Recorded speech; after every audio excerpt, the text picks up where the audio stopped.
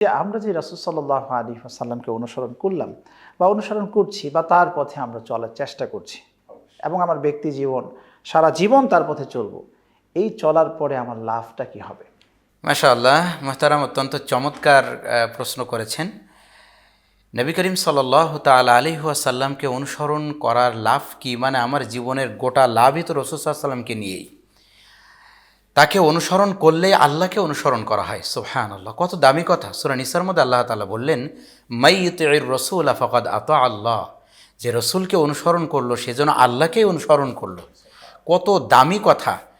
রাসূল সাল্লাল্লাহু আলাইহি ওয়াসাল্লামকে অনুসরণ মধ্য দিয়ে আমি আল্লাহ তাআলার সন্তুষ্টি অর্জন করতে পারছি। এছাড়াও নবী করিম সাল্লাল্লাহু আলাইহি ওয়াসাল্লামের জবান মোবারক থেকে অসংখ্য হাদিস এসেছে।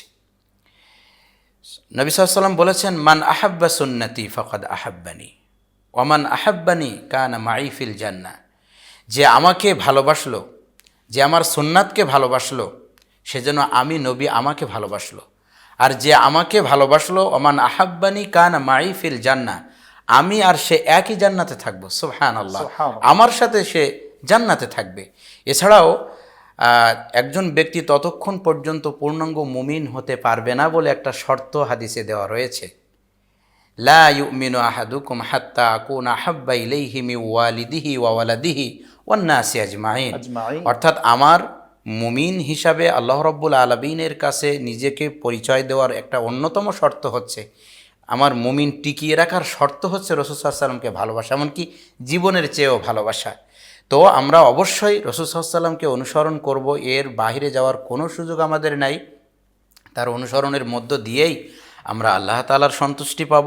আর তিনি আজ আমাদের মাঝে নাই, তাকে অনুসরণ করার সবচেয়ে জ্বলন্ত, মানে খুবই পাওয়ারফুল, মানে স্পিরিচুয়ালিটি সবচেয়ে যে কিতাবের মধ্যে সেই মুজিজা হচ্ছে কোরআন কারীম। সেটা অনুসরণ করলেই রাসূল সাল্লাল্লাহু আলাইহি ওয়াসাল্লামের কথা সরাসরি সেখানে রয়েছে।